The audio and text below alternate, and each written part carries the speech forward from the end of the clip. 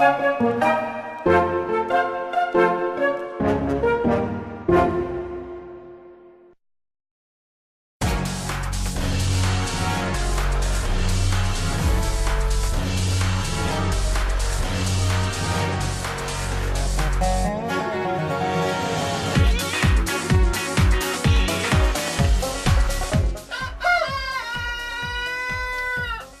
told with much zeal and authority that the birds evolved from the dinosaurs. In fact, we're given a lot of evidence for this alleged fact. Now, just how good is that evidence? Did you unwittingly have T-Rex for dinner last night and think it tasted an awful lot like chicken? Or is avian evolution for the birds? How's it going, eh? First thing I'd like to point out is the assumption that evolution is true, and the assumption that birds evolved from dinosaurs, and thus the impact that has on the interpretation of the evidence. For example, when we head on over to the ever so reliable Wikipedia, we find out that the definition between dinosaur and bird has been blurred. A majority of modern paleontologists reject the traditional style of classification in favor of phylogenetic nomenclature, which requires that all descendants of a single common ancestor must be included in a group for that group to be natural. Birds are thus considered by most modern scientists to be dinosaurs, and dinosaurs are therefore not extinct. Birds are classified by most paleontologists as belonging to the subgroup Maniraptora, which are coelosaurs, which are theropods, which are saurischians, which are dinosaurs. Well, isn't that convenient? If it isn't a bird, call it a bird anyway. Look, just because you call a dinosaur a bird does not make it a bird.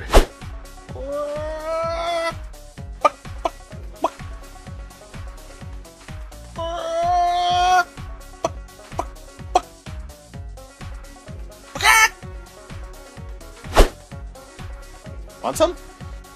Oh, sorry. Awkward. Using that kind of logic, it's just as logical to call a lion a dog. It is just as outrageous to call a dinosaur a bird as it is to call the duck-billed platypus a bird.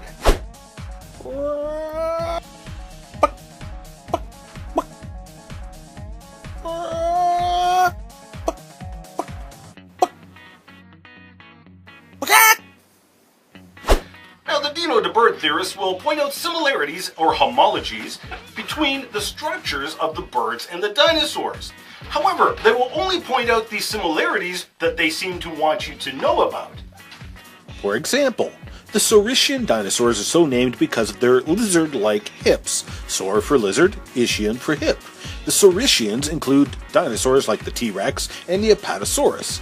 Some have feet similar to birds, others have feet like an elephant. Some have small arms, others have 4 large legs. They all have hips like a lizard. Then there's the Ornithischians, ornith for bird, ischian for hip. They are so named because they have hips like a bird. The Ornithischians include dinosaurs like the Hadrosaurs. Some have feet similar to birds, some even have a bill like a duck, and they all have hips similar to a bird. Now, which of these groups do you think the birds would evolve from? The Saurischians or the Ornithischians? You probably guessed the Ornithischians, but the Dino de Bird theorists picked the Saurischians.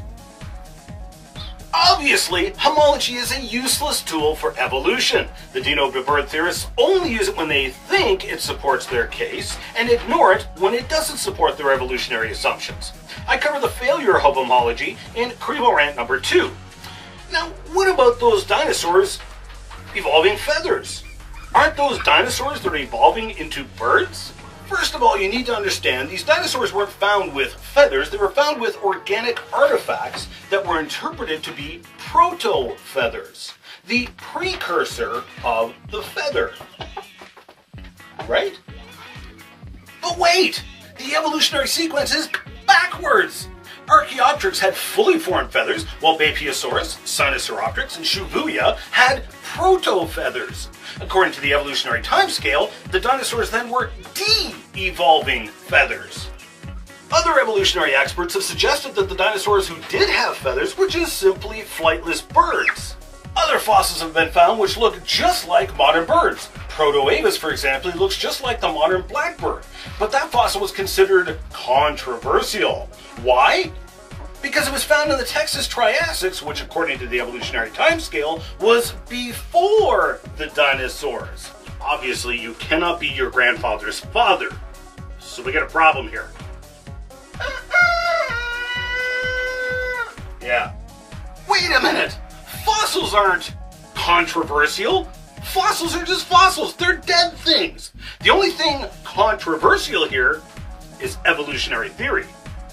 Here in Canada, the fossil footprints of a wading bird was found in Carboniferous rocks. But Sternberg wrote in 1933 that there was little possibility of these having been made by wading birds. Why? Because the rocks the footprints were found in were Carboniferous. And according to evolutionary theory, birds had not yet evolved. Wait a minute here. This is not controversial. Evolutionary theory is controversial, and it doesn't line up with the fossil evidence. So completely modern fossil birds were found in rocks older than the dinosaurs. And if we take the fossil evidence at face value, the dinosaurs, if anything, were de-evolving feathers, the opposite of evolution. When confronted with these facts, the dino to bird theorists then pull a complete about-face and claim that no, these weren't dinosaurs evolving into birds, they were sister species which became extinct. They didn't quite make it. What a convenient story that is. The fossil dinosaurs that were actually found with fossil hair-like structures, which many evolutionary scholars interpreted to be collagen fibers from decaying flesh, and not protofeathers at all. In fact, according to a Royal Society article, a fossil ichthyosaur was found with the same hair-like structures. An ichthyosaur can be best described as a marine dinosaur that looks an awful lot like a dolphin. So, are we going to claim that a dolphin-like creature also evolved into birds?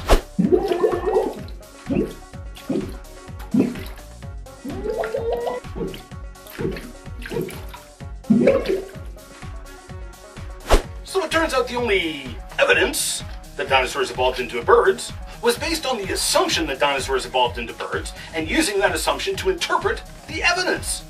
The evidence isn't controversial, the theory of evolution is controversial. Creation in a young Earth, however, has no conflict with the evidence, which has birds being created about 6,000 years ago. Well, if the Bible's right about that, what else is it right about? The Bible says that this earth has been corrupted by the sin of mankind, and thus God is going to destroy this heaven and earth and make a new heaven and new earth. The problem is he can't allow even one drop of sin into that new heaven and new earth. Otherwise, it would corrupt it as well. So we got a problem. This is where the Lord Jesus Christ comes in, who lived a perfect, sinless life and died in place of sinners like you and I. And that allows us to be seen in the sight of God as sinless.